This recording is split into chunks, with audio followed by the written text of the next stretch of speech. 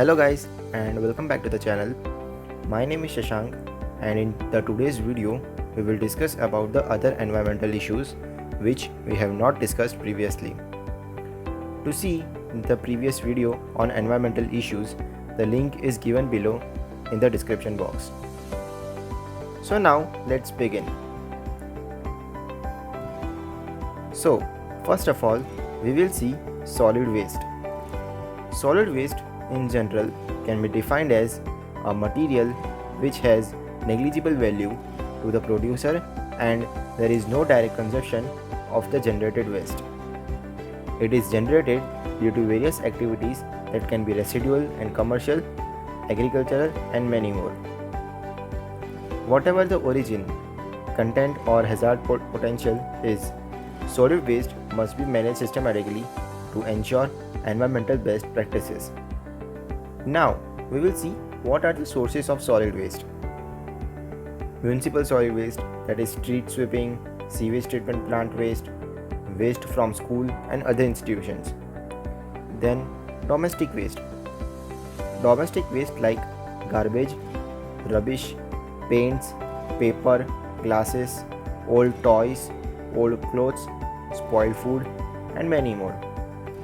Then commercial waste. It comes from different stores and offices. Then mining, from coal mining, strip mining, etc. Then agricultural waste like fertilizers and pesticides, organic waste and all the containers of fertilizers and pesticides. Then hospital waste, disposable syringes, swabs, body fluids, bandages and many more. Then industrial waste.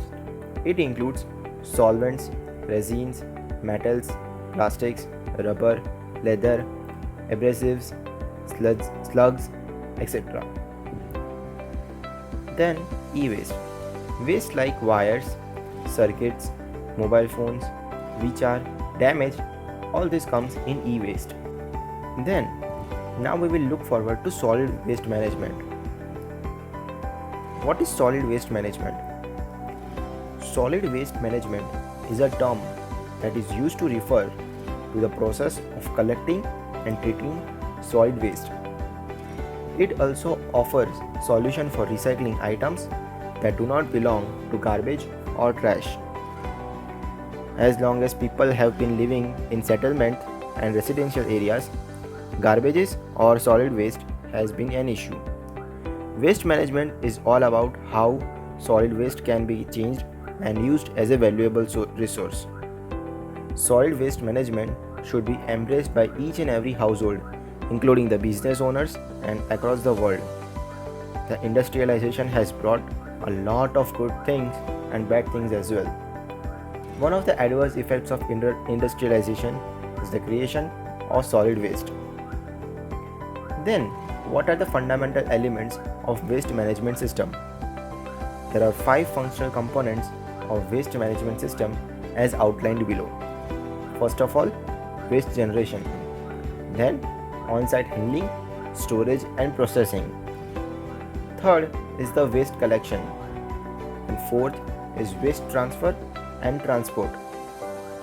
Then fifth is the waste processing and recovery of it. The solid waste management processes many types of waste, which include organic waste, combustibles, non-combustibles, toxic waste, recyclables, ashes or dust, construction waste, hazardous waste, dead animals, bulky waste, and many more. Now, radioactive waste. Radioactive waste is nuclear fuel that is produced after being used inside of a nuclear reactor. This waste is highly toxic and causes mutations and cancers. Although it looks the same as it did before it went inside of a nuclear producer, it has changed compounds and is nothing like the same. What is left is considered radioactive material and it is very dangerous to anyone. This is very dangerous and remains this way for not just a few years, but for thousands of years. It should be buried deep under the ground for minimum 60 to 80 years for the waste to stabilize. Even then, there is a high chance of nuclear contamination of the surrounding areas and the groundwater. Failure of nuclear power plants can have disastrous consequences. The use of nuclear fuels should be avoided if possible. It must be handled in the right manner so not to cause a ton of devastation in the world. It could take just seconds to die from exposure to radioactive materials. In short, radioactive waste is a kind of waste in gas, liquid, or solid form that contains radioactive nuclear substances. There are 5 types of radioactive waste, that is high level, low level, intermediate level, mining and milling, and transuranic waste. Now, what is organic farming? Organic farming is defined as a production system that is managed to respond to site-specific conditions by integrating cultural, biological, and mechanical practices that foster cycling of resources, promote ecological balance, and conserve biodiversity. We can say that organic farming is use of agricultural production systems reliant on green manure, compost, biological pest controls, and crop rotation to produce crops, livestock, and poultry. Organic centered agricultural production system fosters the cycling of resources to conserve biodiversity and promote ecological balance. The use of green manure, cover crops, animal manure, and soil rotation to interrupt the habitation of pests and the diseases. Improve soil fertility and maximize the soil's biological activity are primary aspects of organic farming. In other words, organic farming does not allow the use of synthetic chemical, fertilizers, antibiotics, herbicides, or pesticides. Thus, the objective of organic farming are agricultural production of fibers, grains, vegetable, flowers, fruits, foods, and animal products such as milk, eggs, and meat in the best natural way. Unlike the agricultural practices, organic farming performs better with regards to water and soil conservation, maintaining ecological balance and utilization of renewable resources. On the contrary, it also has its drawbacks. Let me tell you the pros and cons of organic farming. So, the pros are it has high nutrition value, better taste, improved human health, environmental sustainability, food security, organic products are poison free, lower input cost, better soil conservation and management. And now, cons of organic farming are diminished productivity in the long term, time consuming, it requires much skills, organic products are extremely expensive, and lacks the flexibility of utilizing genetic modification advantages. Now, what is deforestation? Deforestation refers to the decrease in forest areas across the world that are lost for other uses such as agricultural croplands, urbanization, or mining activities. Greatly accelerated by human activities since 1960. Deforestation has been negatively affecting natural ecosystems, biodiversity, and the climate. Multiple factors, either of human or natural origin, cause deforestation. Natural factors include natural forest fires or parasite caused diseases which can result in deforestation. Nevertheless, human activities are among the main causes of global deforestation. Let's see some of the causes of deforestation. First, agriculture. Agricultural activities are the number one causes of deforestation, which is 80% amongst it. Then, new constructions which are created and done, they are also the main reason for the deforestation, which is 15%. Then, rapid urbanization also causes deforestation by 5%. Now, what is Chipko movement? Chipko movement, also called Chipko Andolan, a non-violent social and ecological movement by rural villagers, particularly women in India in 1970s, aimed at protecting trees and various other forests slated for government backed logging. The movement originated in the Himalayan region of Uttar Pradesh, later known as Uttarakhand, in 1973 and quickly spread throughout the Indian Himalayas. The Hindi word chipko means to hug or to cling to and reflects the demonstrators' primary tactic of embracing the trees to impede the loggers. Now we will see the results of Chipko movement. First, it helped in conservation and preservation of forest, one of the most important natural resources. It allowed the village communities to utilize the forest produce and allowing the resource to replenish over time. It taught people that the destruction of the forest not only affect the availability of forest product but also the quality of soil and the sources of water. It forced government to rethink the priorities of the local people in the use of forest produce. It encouraged the participation of the local people in the efficient management of the forest. Greenhouse effect. The greenhouse effect is a process that occurs when gases in the Earth's atmosphere trap the sun's heat. This process makes Earth much warmer than it would be without an atmosphere. The greenhouse effect is one of the things that makes Earth a comfortable place to live.